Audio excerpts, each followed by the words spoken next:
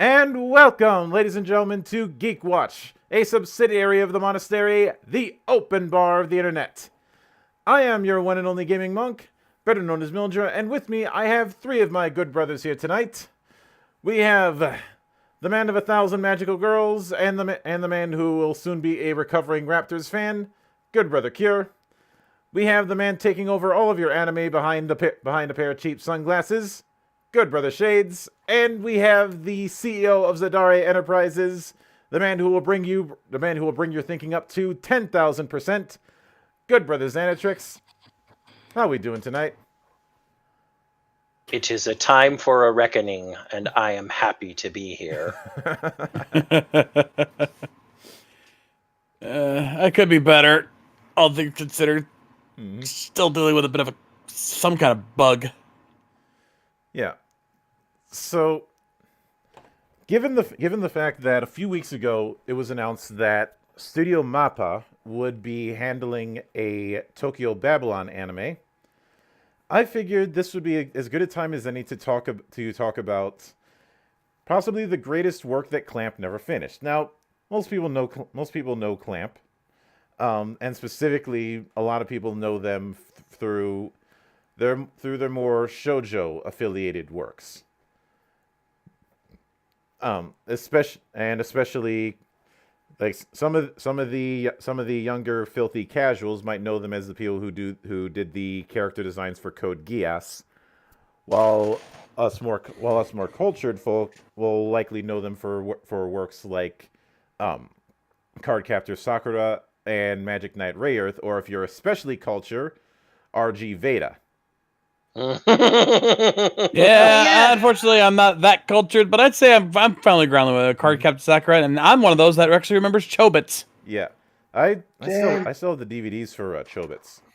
Oh, actually, here, I'll throw one out for you. Who remembers Angelic Lair? Yeah, I do. Memory's a little fuzzy. I can, and the sole reason I remember it is one word. Well, two words. New Type USA. Ah, of course. Because I wouldn't have found out about it if it weren't for the fact that they had an episode preview of it. But even with that, a lot of Clamp's work falls into the category of shoujo, which is not too surprising when you consider their particular art style. It's a very shoujo art style. A lot of soft colors and a lot of arguably unnecessary details, and lots and lots of people with long hair. the standard affair that you'd see when it comes to shojo, which sometimes make me wonder if shojo mangaka are specifically asked to use watercolor painting. Duh. But X is not one of those cases. It definitely has that art style, but it straddles the line between a shoujo and a seinen in terms of its storytelling. Yes, a seinen, especially with some of the larger story beats. Mm-hmm. Hmm. But now this has gotten adapted twice. The first was the movie by Manga Entertainment, which was one of those cases of doing a movie when the manga is still early on, which is something I've never really been a fan of. And this one definitely does not change that opinion anytime soon. The movie was made so early on that there were a lot of story beats that came later on in the manga that were completely forgotten not completely forgotten, but completely missed by the theme was missed by the film. Mm-hmm. Not like it would have helped anyway, because let's be honest, the movie was so freaking bum rushed that honestly, good lord. However, that movie did manage to scar me for life. Only because of its ending and the fact that X Japan's Forever Love plays over that ending. Ah, yes. I love X Japan to death, but I think I could go a few more lifetimes without having to hear that song again. If you want the worst version of the song, Mildra, just watch one of the reunion tours where he could hardly sing half the lyrics, and it took the crowd singing with him to keep carrying it. Oh, wow. Yoshiki was that out of it? He wasn't out of it. He just all the emotions from the funeral just came rushing back to him in 2008, and so he absolutely could not sing it because Hyde was dead. This is one of those cases where I'm glad I don't really know. And so he would try to sing the lyrics, and he crack and stop singing, and the entire crowd, you'd get 3/4 of them singing the song, and 1/4 of them going, "You can do it! You can do it!" Which and it was honestly almost as heartbreaking as the ending of the X movie. So that's a thing. I watch that when I want to cry every so often. I will freely admit though that X Japan is my all-time favorite visual K band. And that is something we have in common, Monk. And now when it comes now, I will admit one of these days I will have to do a episode solely on the brief run of New Type USA, because if there was anything that really expanded me to go deep diving when it came to anime, it was that magazine. And in one issue, they had a poster of the Madhouse X anime. And I remember being curious as to what exactly I was looking at. And then I came across an Omen. And the rest was history, and I ended up grabbing the whole damn set. Now when it came to the original attempt at a next movie, I will admit that I always enjoy that shading heavy style that you see with a lot of 90s anime. But yeah, that was brought in by Manga Entertainment, and Manga Entertainment has a very miss and sometimes hit record when it comes to their releases, especially when it comes to their dubbing. Yeah. And this was definitely a miss on the dub department. I can tell you that right now. Look, I mean, I'll give them somewhat of a benefit of the doubt because this was the early days of dubbing. Yeah, this was like 1996, 97 when this movie came out. Mm-hmm.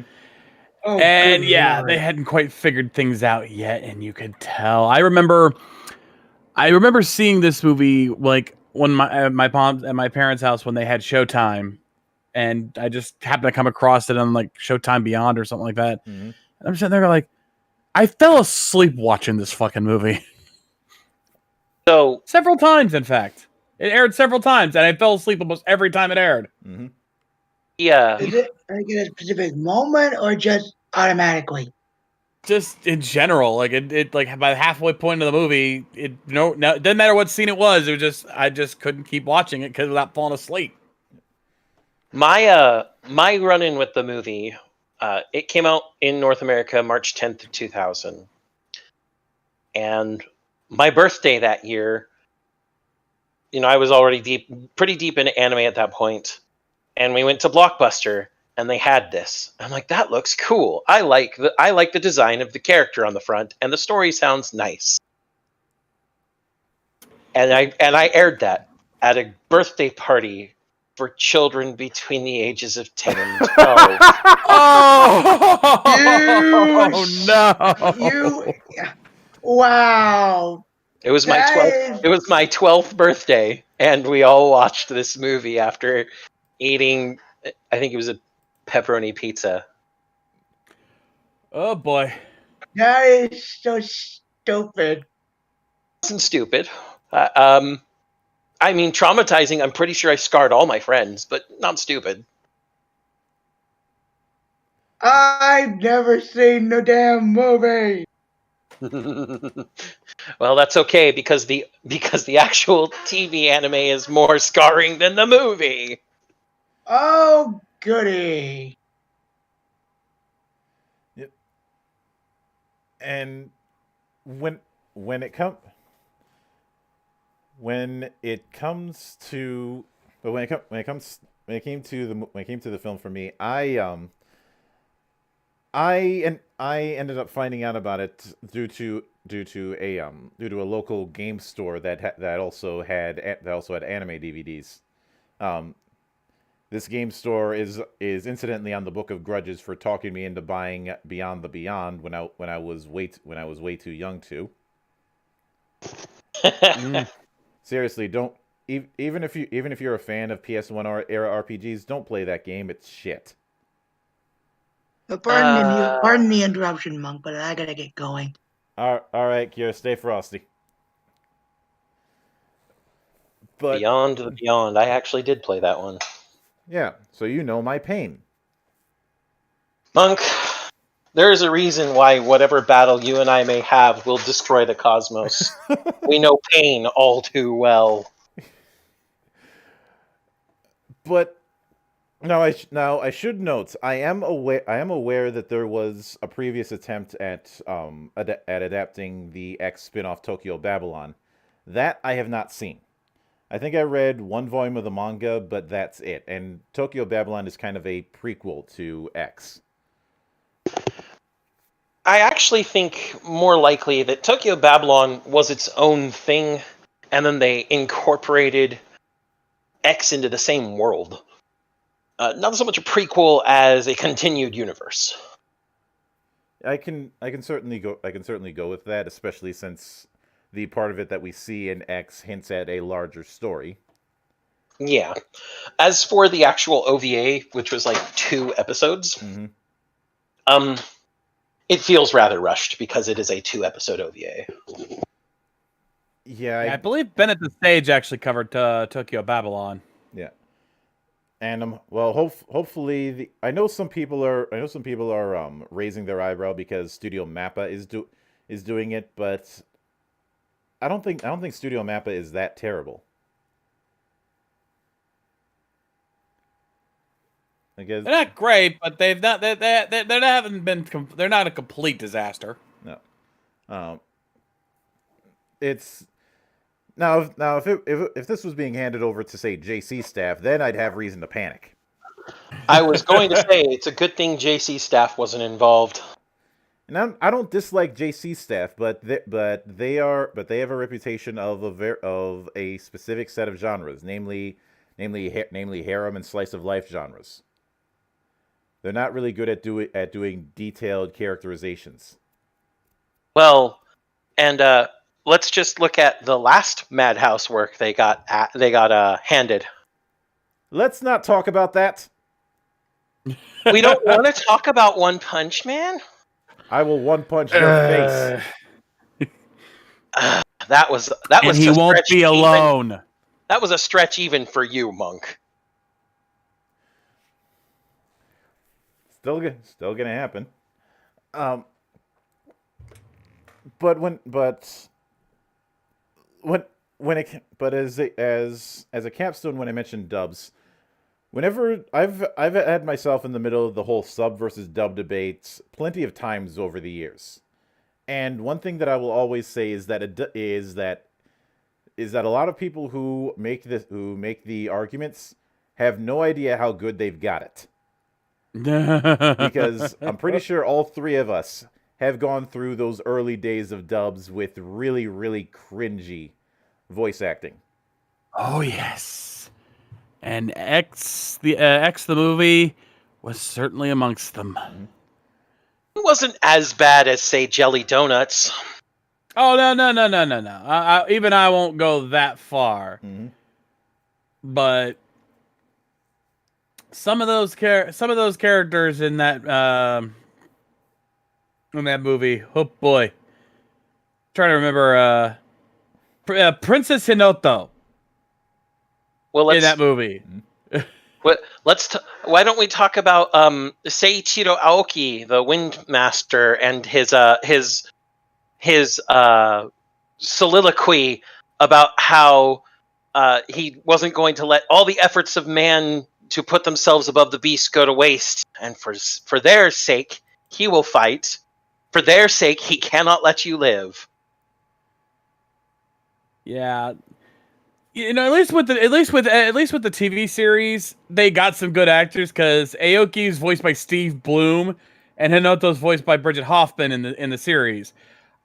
They don't even have the voice actors for the movie don't even have Wikipedia articles. David Harris and Stacey Jefferson. Mm-hmm. Yeah, I think. But I mean, no offense. For a 12-year-old, the little soliloquy about how he wasn't going to let them live was cool and all. Looking back on it, just 2 years later, as a 14-year-old, I was like, how did I ever like that particular speech? That one is so rote and corny. We were young and stupid, that's why. I still look back on things and say those things, Monk. I'm always doomed to be young and stupid, apparently. That's why we learn. Now, it's one thing that I do find interesting regarding something like X that is not something that you see in a lot of Clamp's other works for one reason or another is the emphasis on theming. Just now obviously X is a work of apocalyptic fiction, but within that you have obviously Christian faith being referenced, but a lot of other faiths being referenced or represented, especially by the dragons of heaven. Yep. And the fact that I'd say aside from Kamui, every member of the Seven Seals is representing a particular religion. Yeah. Sorata is from Shingon Buddhists. Mm-hmm. Arashi is a Shinto priestess from Issei. Subaru Sumeragi, of course, as established in Tokyo Babylon, was an onmyoji. Yep. Aoki technically doesn't represent a religion anymore because he is just a copy editor. but he is also technically another branch of Shintoism, another branch of Buddhism, closer to the Shinto side, with the focus on the gods within objects, all the kami, and that's part of why he's a wind master. Kasumi is a Catholic, and Yuzuriha is from the Mitsumine Shrine, which is also technically a national park. I always liked that. Or at least part of a national park in Japan. So 3 of them come from different, I guess, branches of Shintoism. And then we've got Shingon Buddhism, and we've got Onmyoji, and we've got even Catholicism. Yeah. Oh, although what's funny with that is some of the people's day jobs don't exactly fit, especially Karen, because she's from a soapland. Mm-hmm. I think in the manga it was a soapland, and in the anime it was that she was an escort. No, she still worked in Flower, which is a soapland brothel. She just wasn't a call girl that was too. She was more on the sensual than the sexual side of that thing. Yeah. And of course another factor to bring up is the fact that almost, I think, every single character, both on both sides of the equation, and some beyond that, are represented by a card in the tarot. Yeah, and sometimes it's hard to see who's whom. Mm-hmm. I mean, technically, you could even say that some characters are more than one card, depending on where in the story you are. Yeah, if I recall correctly, Kamui is supposed to be the magician, which makes way too much sense. I mean, that's kind of it. Kind of on the nose, isn't it? Yeah. Because whereas Sorata, aka Best Boy, is the chariot. Sorata, my boy, I am still. My heart will never heal. But there is a lot of that contrast with them, because with somebody like Sorata, if you looked at where he comes from, it would be easy to assume that he would be a very stoic kind of person, and yet he's probably the second biggest goofball within the seals. I'd say he's the first, only because Yuzuriha isn't as much of a goofball as him. No, Yuzuriha is just a kid. She's a 14-year-old, mm-hmm. Yes. But Sorata, even before he left for Tokyo, was a notorious troublemaker. Constantly stealing food. Sneaking off during meditation.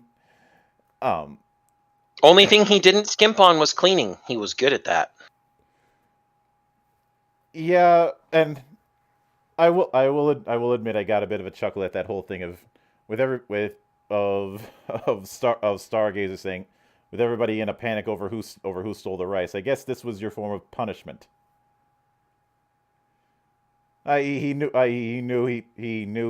the whole time that Sorata stole the rice and just didn't feel like doing anything about it. He laughed. Mm-hmm. But even within that, there's of course the fact that one can argue that the 7 seals represent the 7 virtues, and the 7 angels the dragons of Earth represent the 7 deadly sins. I feel that argument would be missing the point, though, because the dragons of Earth, the seven angels, they don't really all represent different of the deadly sins from Catholicism. Especially some of them, like I can see how Kakyo would be sloth, even if it's not his fault. And Seishiro would probably actually be lust, of all things. Mm-hmm. But Nataku doesn't fit, because Nataku has no volition of their own. Pretty much. Although when it comes to the tarot, Nataku represents the moon. Yes, but the because Nataku is only based off of the impulses from the leader of the Dragons of Earth, and we'll get into the leader situation shortly. The trying to pin him to any one of the 7 deadly sins of Catholicism is harder to do.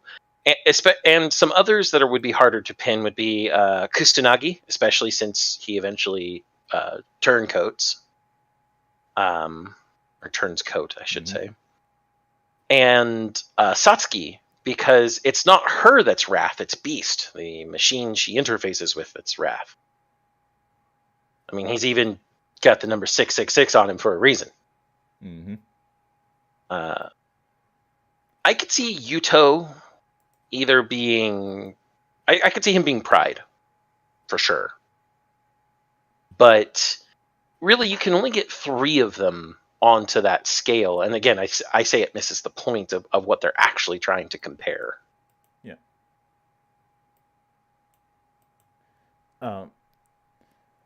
Although when it comes to somebody like, I'm curious why you would say Pride when it comes to somebody like Yuto.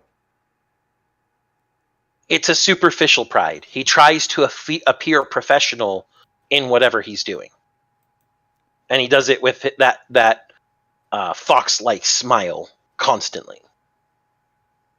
Even when he's dying after confronting Karen, he tries to remain a professional smile to his last breath. So while it's not the type of pride most people would think of in the 7 deadly sins, it is a type of pride in oneself and professionalism that leads him to do everything he can and die. Yeah. And but even with that, I'd say if someone were to nail down the major theme with a story like X, it's going to come down to fate. It's something that's constantly brought up. There's the whole thing of the red cloth symbolism used in almost all of the artwork. Yeah, that red cloak that constantly drapes everybody. Yeah, which is basically this series version of the red string of fate that would be seen in some other Japanese works, and most famously all the red strings that are seen in Kill la Kill. Yep, and a quick moment of clarification regarding the red thread of fate. Many people, because of where it most popularly appears, think of the red thread of fate as a romance icon. But the red thread of fate is only meant to connect people with a strong destiny towards each other, whether that's lovers, whether that's comrades, whether that's rivals. It's people with such a strong connection through destiny that they are inexorably drawn to each other. Mm-hmm. So just to get that particular misconception out of the way now, the red thread of fate in this show is woven into an entire cloth because the fate that these characters are dealing with is in fact the fate of Earth and humanity itself. Pretty much, and within that there's the discussion of whether or not someone's fate is completely inescapable, or if they can find a way to mitigate that. Oh, best boy, why? Um, and of course, in doing so, a lot of times you end up running into the what's referred to as the predestination paradox. You know, where somebody tries to take steps to avoid some destiny and end up being the architect of what they were trying to avoid to begin with. All because they only knew the outcome and never the mechanisms by which they reached it. Mm-hmm. There's also the other particular future vision paradises that appear. Paradoses? I don't know. Yeah. Probably paradoxes because it's not an I. The one where by knowing the future you change the future. Mm-hmm. That's always a good one. Because there's a lot of attempting to the attempts to deny fate in this entire story are all acts of desperation, each and every one of them. Yes, but I can definitely see that, especially since a lot of people have either have given up on something or trying to hold on to something. Mm-hmm. And go ahead, Monk. Although and I will admit that's not something that applies universally. Like for instance, some Nataku doesn't really have that, doesn't like what there's not a whole lot that it's given up on, and what Nataku wants to keep is just a certain image. Well, Nataku just wants to belong. Mm-hmm. That's really it. And so Nataku belongs.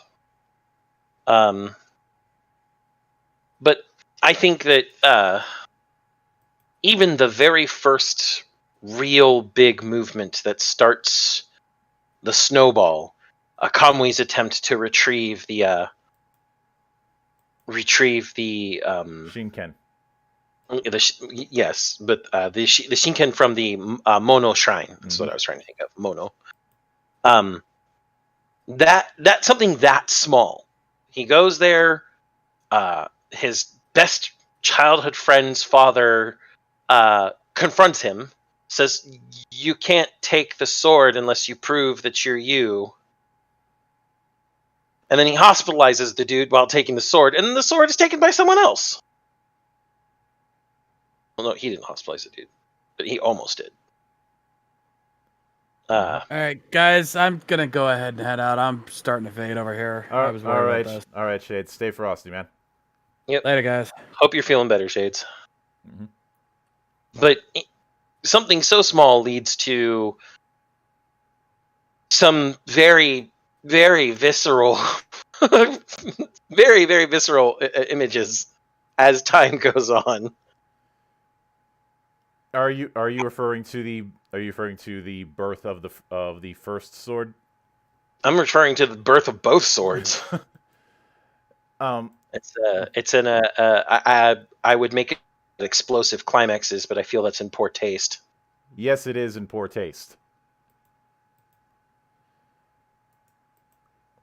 I do remember showing at X to a friend of mine, and them making the remark that the way Kamui acted at first was very Sasuke, which I don't necessarily agree with, but I could see how somebody could make that comparison. Kamui was not acting like Sasuke because Sasuke was driven by revenge and a drive for truth. Mm-hmm. Kamui was driven by the thought of he's already lost too much. Just get the thing, leave Tokyo so stuff can't happen and kill the people he cares about. Unfortunately, that's not how fate works in this world. No, although I will admit that one visual motif that I enjoyed with him was having his eyes change color whenever he's using his powers.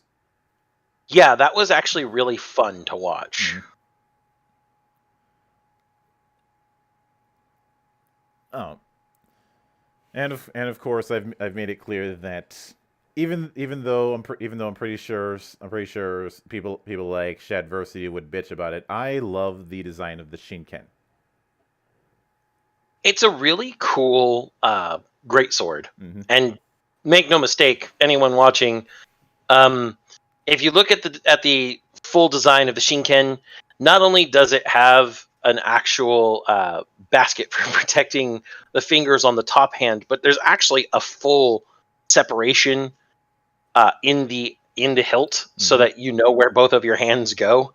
And then the sword is as tall as this kid, and this kid is like 5 foot something. Yeah. So it's a very, very great sword. No pun intended. Mm-hmm. Yeah, he's 5'7", and it's as large as he is. So he's wielding a great sword, and of course his taller friend Fuma has an easier time of it. Mm-hmm.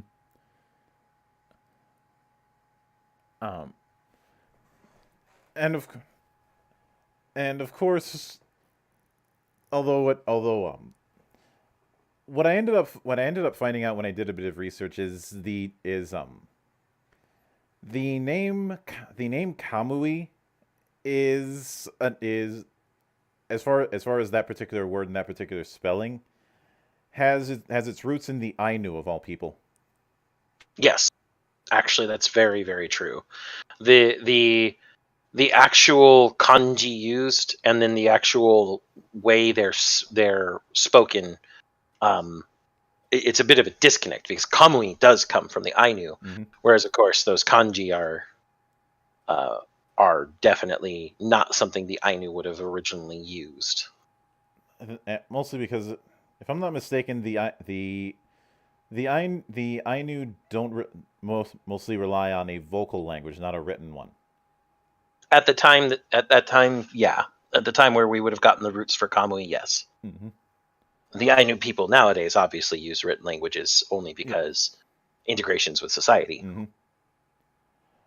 But there's also the fact that if one were to look at the way the Japanese language is structured versus the way the Ainu's version is structured, it's night and day. Yes. Usually involving long ass words. Yes. Kind of like the Welsh. Yeah. Which is the reason why every time I look at Welsh spelling, my understanding of English just dies. And then of course there's the pronunciation compared to that spelling. Yeah, which I'm not even gonna try because I know I'm gonna embarrass myself in the process. Yep. Gotta love Gaelic. Gotta love all the Gaelic root languages. Yeah.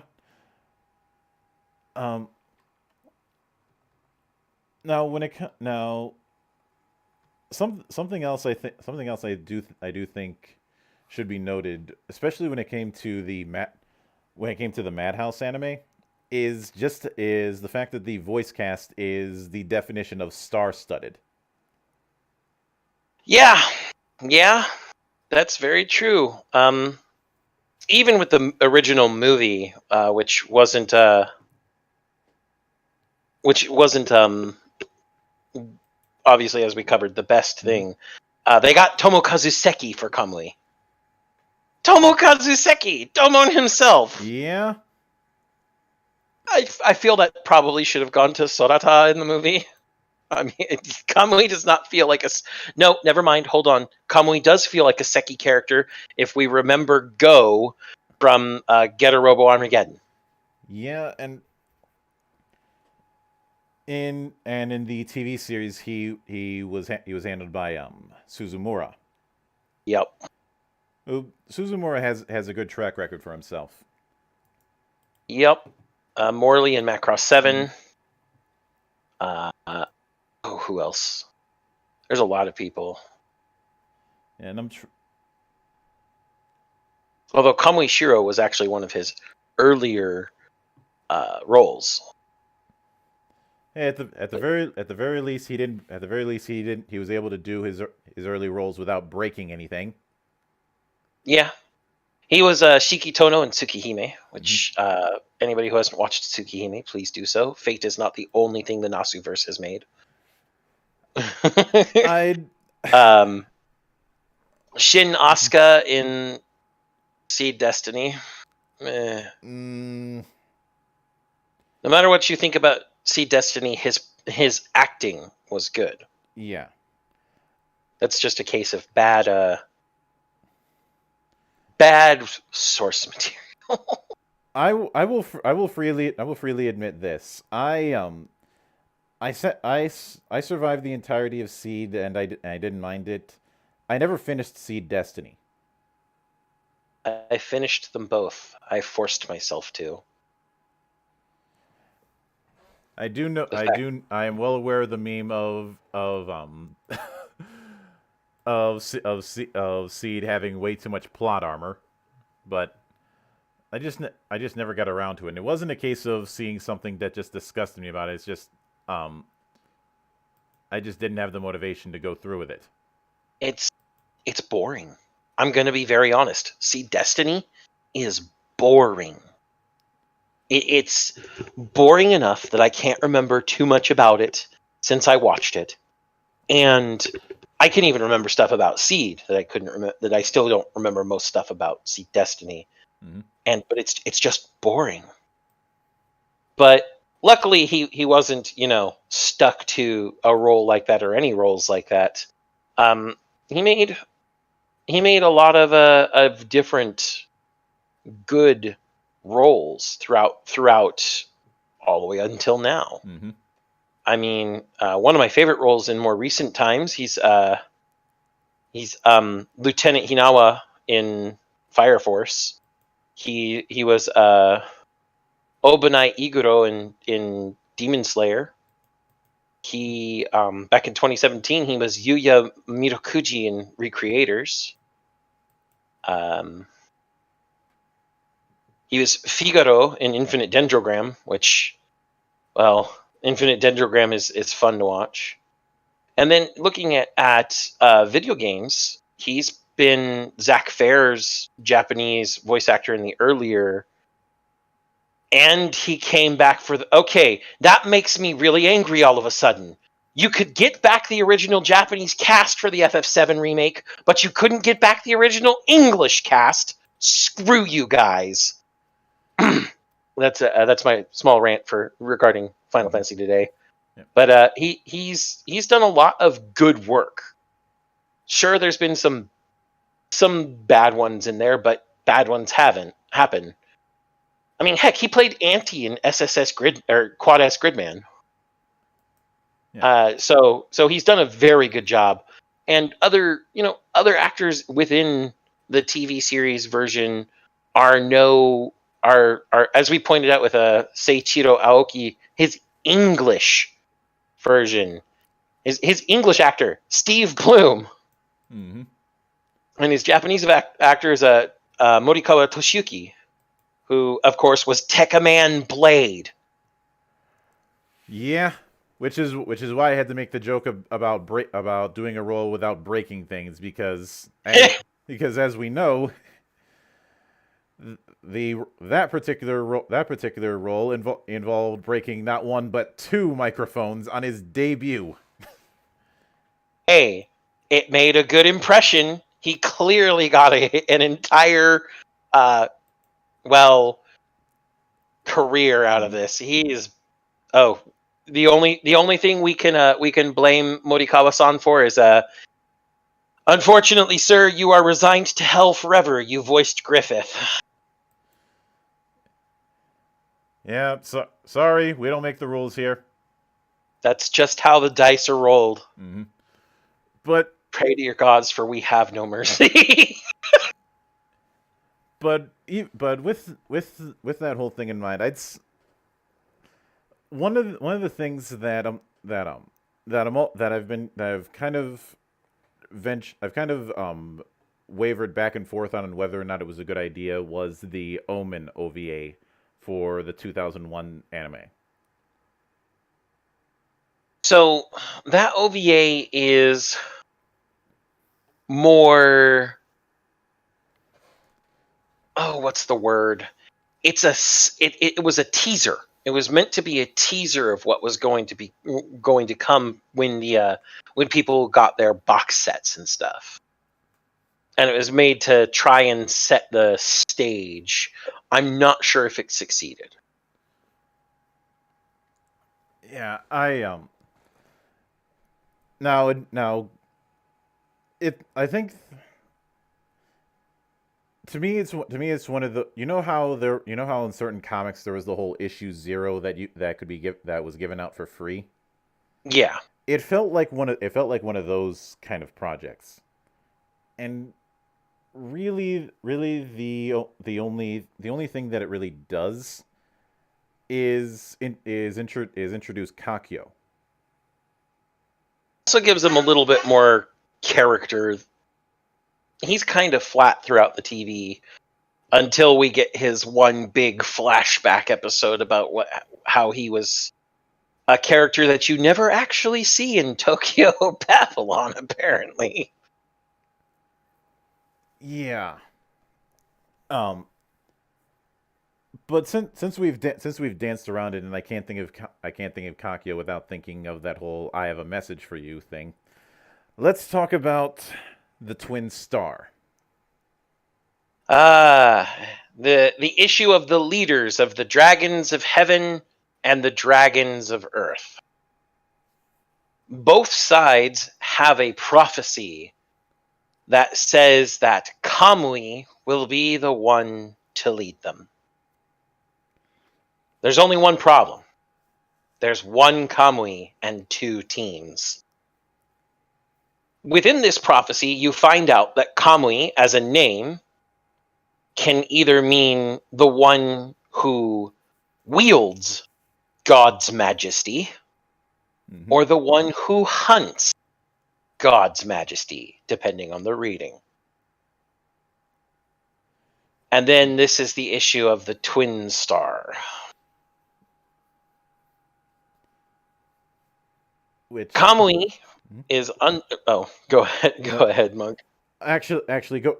I was just gonna say once you're finished, I would like your input about whether or not introducing the twist of a twin star was a good or bad idea. Okay, so Kamui's twin star was hinted at very subtly. There was some lamp shading for it. But it's said that there was always going to be someone there, a shadow of him, who would make whatever choice he did not. So if he chose to go to the dragons of Earth to destroy humanity and give Earth itself a revival, his shadow would choose to become a dragon of heaven and protect Earth and humanity both. It was always hinted that it was someone he was close with and someone that he cared about. And so when the twist came that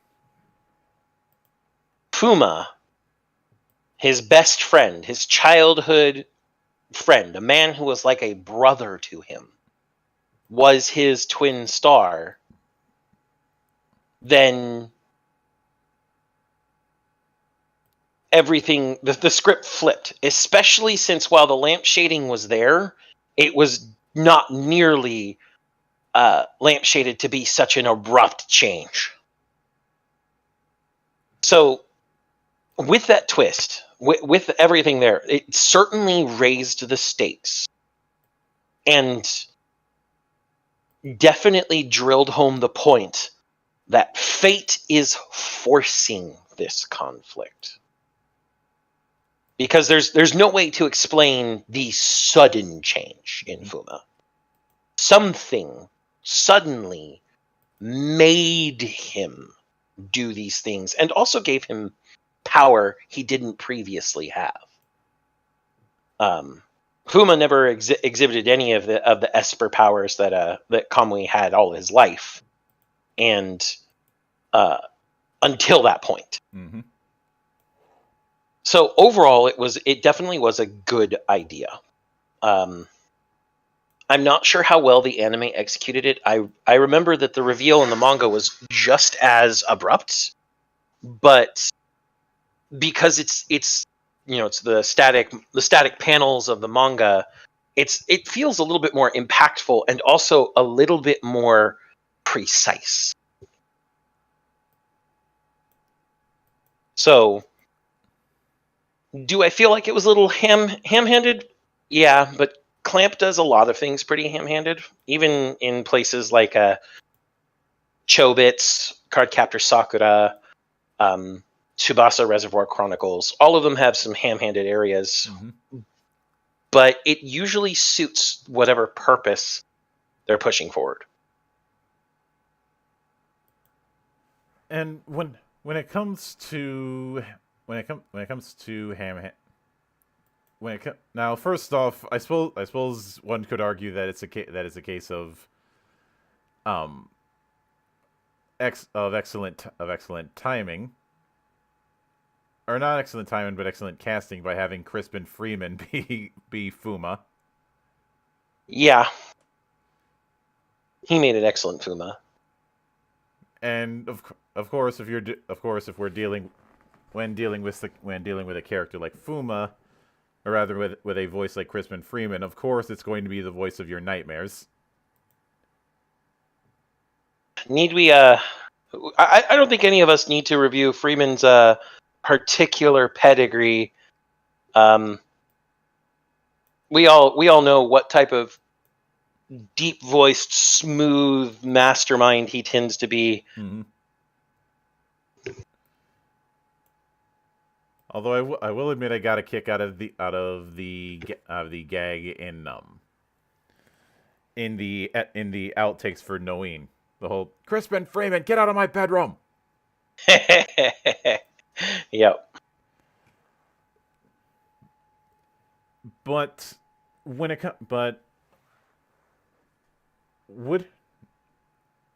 do you think that what they were trying to do with the whole thing with Fuma, which I will admit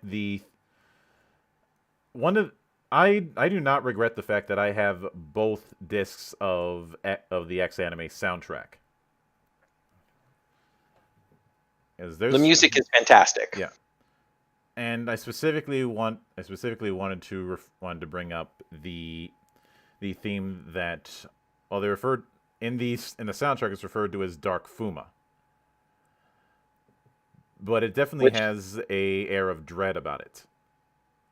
Yeah. It's also a nice pun that they called it that, since Fuma usually already means dark clouds. Yeah.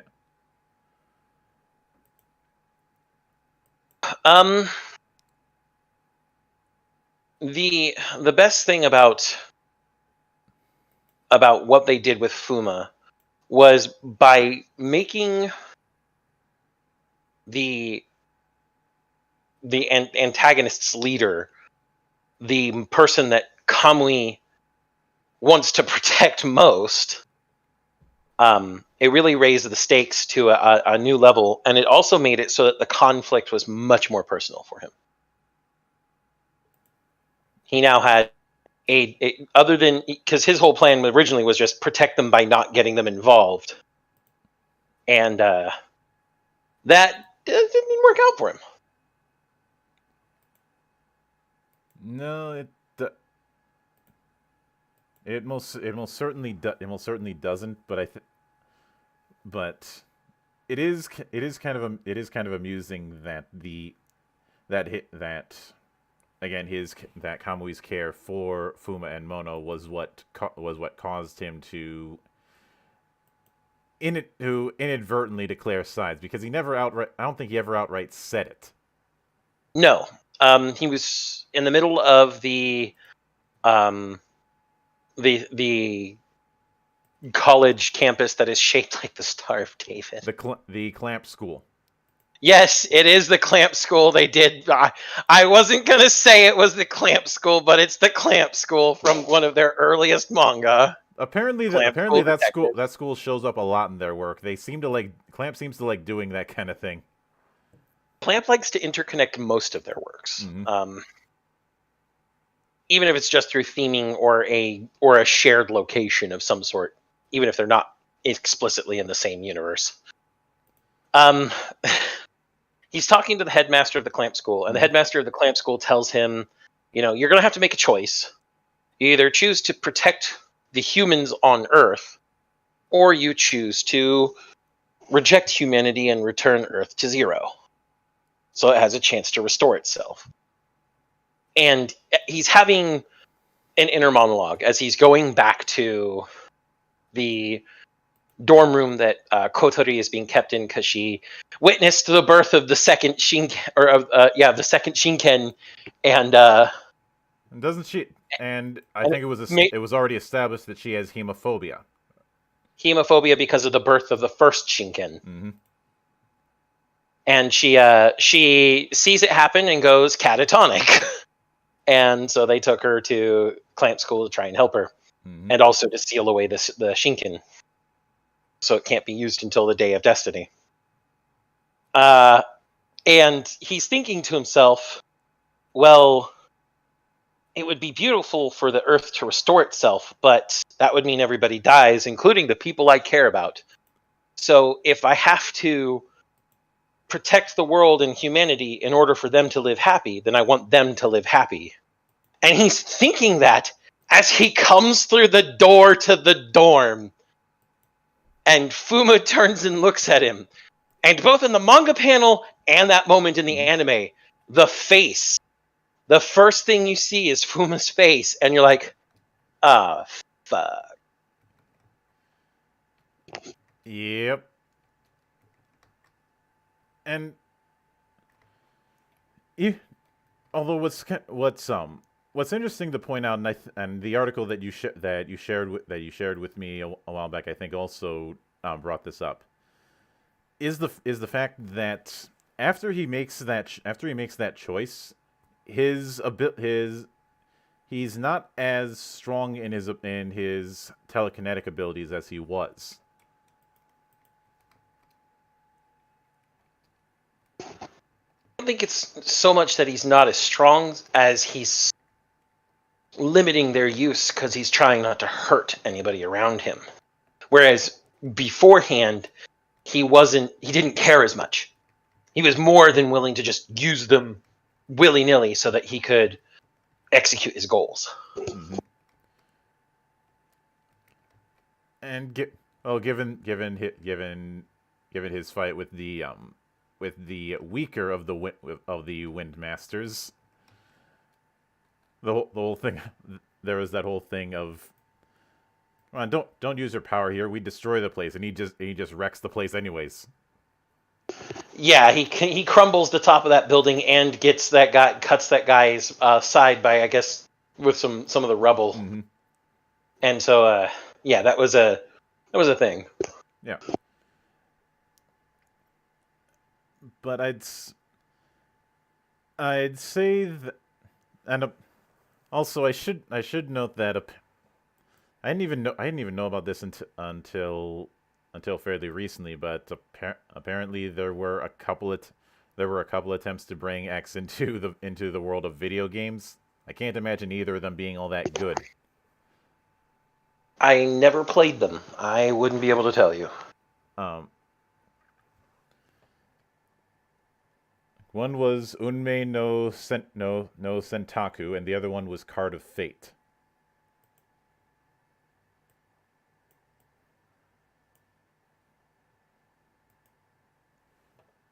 Like I said, I can't imagine either of them being good. Yeah, I'm not sure if Inmei no Sentaku would even come out of the U.S. or come out to the U.S. at any point. Neither of them did. I know that. Oh well, then there's your answer. But I ended up looking at screenshots of it, and there's one of the answers. It was on the Wonder Swan. Ah, yes, the Wonder Swan, a truly formidable console.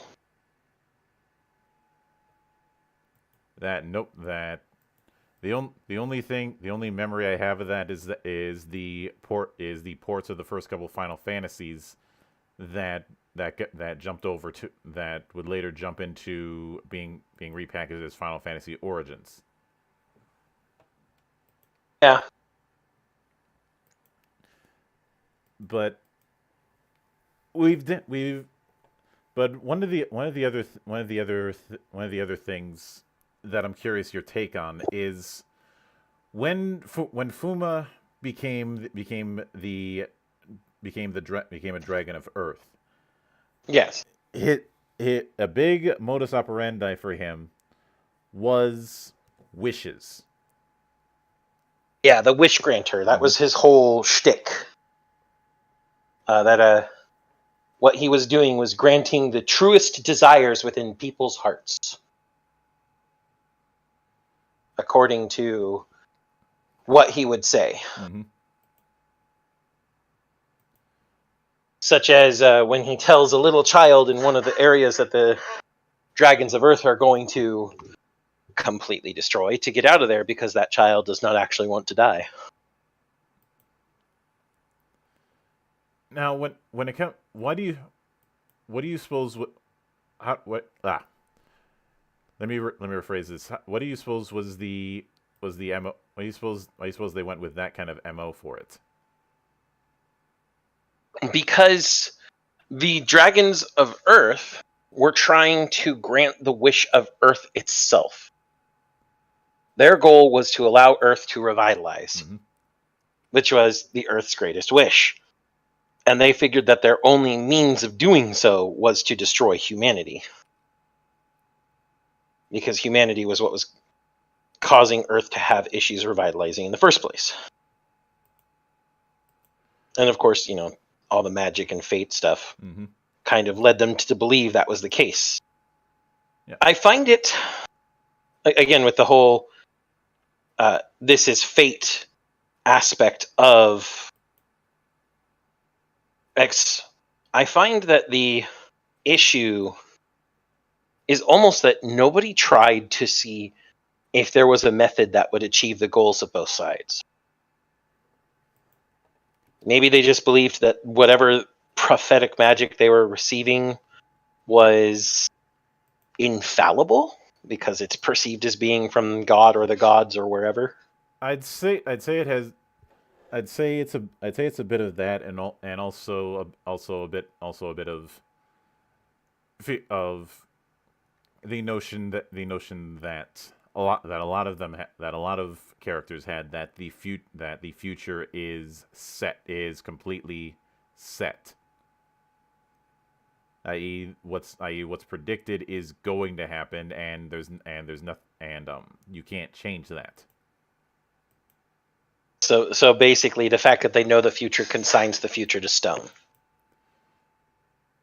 Some people are deeper into this than others, especially Kakyo. Mm-hmm. Whereas Kamui was outright, no, nobody can make me do something. I choose my future. Mm-hmm. That was his whole thing, railing against fate. Which leads me to wonder if there's a bar somewhere in the multiverse where he's sharing a drink with Raziel. I have to ask which Raziel at this point because there's a lot of them. Um, Do we mean the Raziel I think we mean from Nosgoth? yes. Okay. But he worked for Fate. Technically, working for Mobius was working for Fate. Yeah, that's one of the note to self. We'll probably have to do an episode solely um on the Legacy of Kain series. Can we? My only request is give me time to play through Cyberpunk and then replay those games so that I actually have a good refresher on the source material. Like, well, it's not like I'd be in a hurry to do it. Yeah. Give me until February. I think I could get there. Yeah. But when it comes to the ending, I do have to wonder if even if the stuff that happened didn't happen, I think they still would have painted themselves into a corner, because in a weird way it feels like they built themselves up to reach a conclusion, but they hadn't nailed down what that conclusion was going to be. That could be true. I wouldn't be surprised. Especially considering that the conclusion that they're building to, as the article that we both have so aptly points out, there has to be a specific way it's fulfilled. Otherwise, it doesn't make sense with the themes and motivations of the characters involved. And I'd say that that's why there can be comparison to a Gynax ending, because all this build up, and when you're building up to that level, there's no way that you can fully satisfy all the factors. Yep. There's one, out of the endings on that article that we've discussed, you and I both know which ending we'd prefer, and it's also the ending that technically appeals to most and also gets rid of the despair angle. But we also know that it probably wasn't likely, because the entire, like, hope was never a big thing in X. Like, people were railing against fate, and it was always desperation rather than hope. So, while the hopeful ending would have been preferred, the hopeful ending was not likely. Yes, but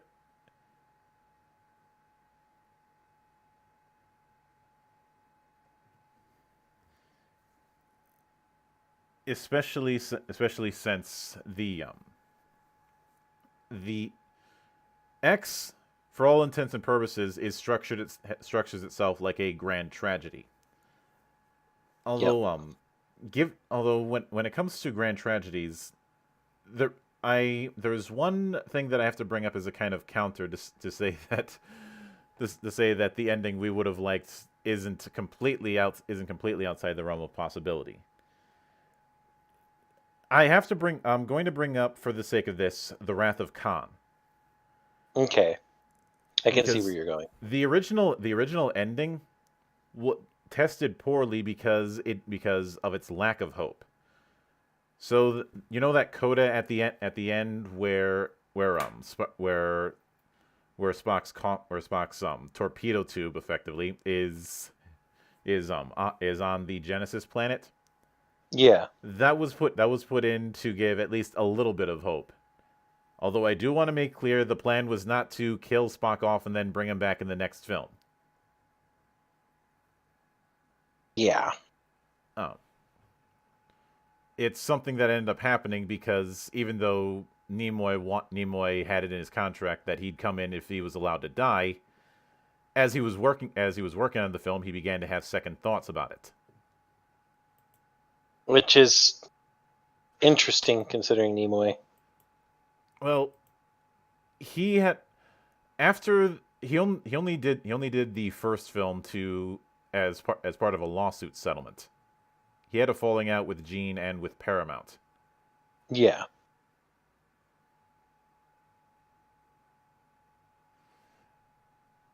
And because of that, I could see Clamp trying to do an ending that shows a small bit of hope in a roundabout way.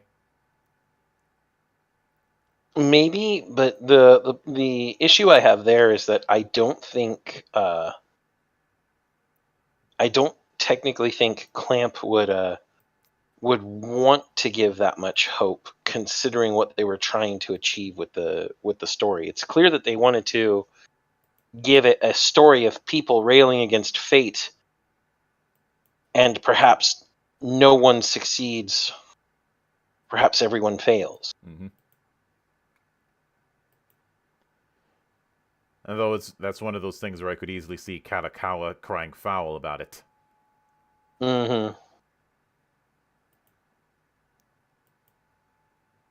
And that's why I also have to wonder if even if what happened didn't happen, they would have gone under hiatus anyways. I can see that. Simply because they wrote themselves too much into a corner. It's just that outside circumstances kind of forced the matter.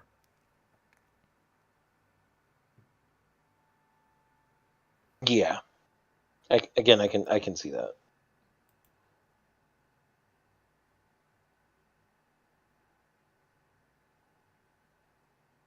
And now admit now the article that we've cited, which I will be putting as a comment at the end of this, did remark that that Clamp isn't the type to end on the note of "you can't change fate." Yeah. But I'd also like to note that X 1999 is unlike any of their other works as well. Yeah. It is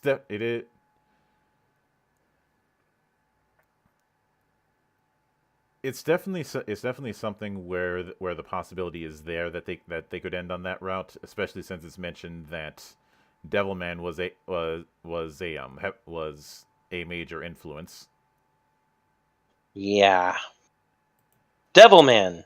You know, the anime where everybody has a good... Oh, wait. No. No, that's not the ending of Devilman at all. For those of you who don't know, Devilman ends with literally everyone on Earth dying, while Satan tries to still have his best friend, whom he already killed.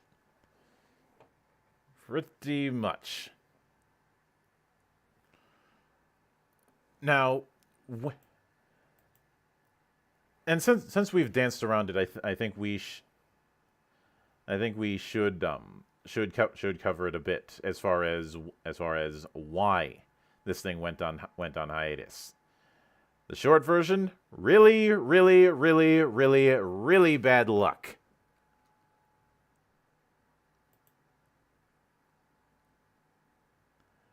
In particular, the Great Hanshin earthquake, and then the Sakakibara murders that caused the Japanese conservatives to start pointing the fingers at anime subcultures again. Because they're a bunch of dicks. Yeah, pretty much. And then a lot of stuff got canceled as a panic move.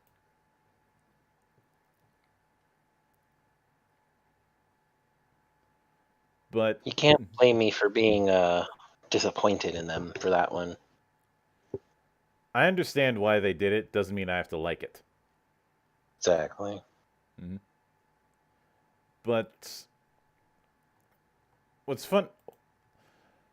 what I do find funny about the emphasis on Fuma being a wish granter is I'm trying to think if it was ever established what his wish is. We actually, I don't think we ever see him have his wishes granted. Or not even granted, just any sort of implication as to what his wish might be. It's a really hard question to answer, to be honest. I'm not sure we rightly know. Because if his wishes are that he, I don't know, somehow protect Kamui, how can he do that when he's killing everybody around Kamui?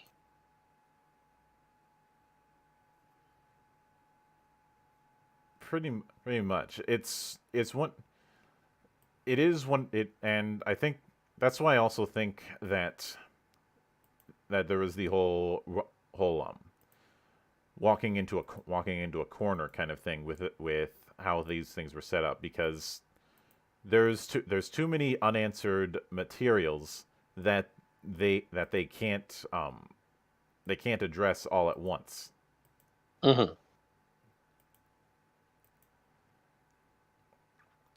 And given the fact that the works that they did after X were nowhere nearly as dark, I'd say that they needed as much of a break as everybody else did. Yeah, that's probably pretty true. It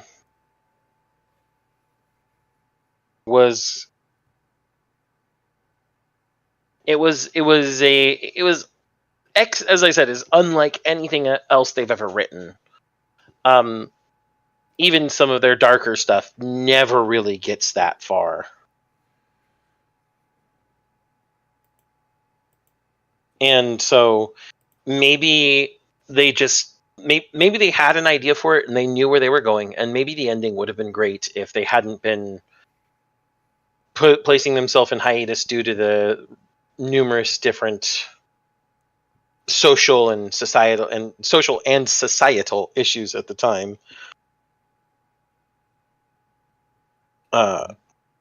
But afterwards, I think that they realized that it may not have suited them. And so they decided to leave that back where it was and maybe not even return to that type of story. Pretty much. And although I think it's clear that even with not being able to finish it, certain parts of it still resonated with them. Oh yeah. You know, the ultimate case in point was their little I guess I'd say dimension hopping trip known as Reservoir Chronicle. There's a bunch of X characters in that. Yeah, including giving us the ending that we probably wanted with Sarada. Him and Narashi, yeah. And well, not only that, but him running an okonomiyaki shop, which seems to work too well because, well, Osaka. Yep, which is where the Shingon Buddhist Seki was located. And it's been a while since I listened to the sub of it, but I have to wonder if they tried to go with an Osakan accent. Yes, his actor definitely pulled Kansai Ben. Yeah, that was very distinct about him.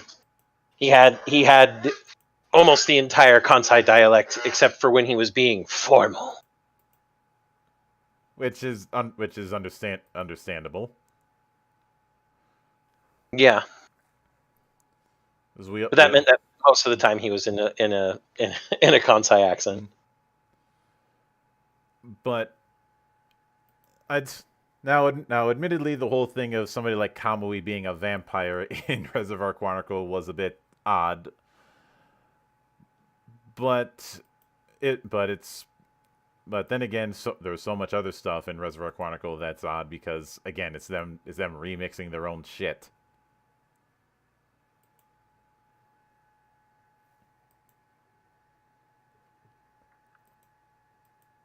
But to but I th- but I think as a as a finale kind of note, even if I have issues with how it ended, I do still highly recommend people watch the 2001 anime. It is still one of my all-time favorite anime.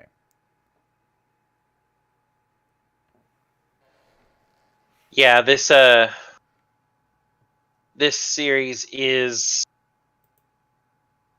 it's a series that after I've introduced some of my friends to some of the more popcorn easy anime, I look at them and go, you want to feel scarred for life? And they think I'm joking. Oh, they think I'm joking, and I'm not. I say it with a straight face. It doesn't help that I'm a deadpan snarker, so they think I'm joking, and then we watch it, and they're like, "You weren't joking." And I'm like, "I never said I was." The show strikes a chord, and I almost guarantee that there is one character, no matter how big or small in the show, that people will resonate with. Someone, anyone. And through that character, you will discover why the show has so much gravitas, why there is so much uh, power behind its matter, behind power behind its topics. Because while it very much sounds like a tragic struggle against fate, which on the surface it absolutely is, it deals with so many deeper things having to do with that. How does one struggle against fate? What is fate? How can one know what their fate actually is? How can they know what their desires are? What if their desires are tied into their fate? There's a lot to be seen and even more to be learned. It also deals with sacrifice and how self-sacrifice, no matter how noble it may seem, is still going to leave behind people who are harmed by the fact that you're gone. Mm-hmm. And I think that is as good a place as any to put the capstone on this particular adventure. We'll be back with something a little less depressing next week. And although I'm having a lighter approach with interviews, I do have a couple that'll be doing. Tomorrow, I will be interviewing the developer of D20 Go. Tuesday, the father and son duo who's behind Rune and Steel will come on the show, so I'll have an excuse to expose them to the glory that is folk metal. Ooh. And Saturday, I will be talking with Norse Saidana, the developer of a very interesting spin on the Pokemon formula. The best way from known as Final Stardust. The best way to describe it is, imagine if somebody decided to mix in elements of Yu-Gi-Oh, Golden Sun, and Pokemon.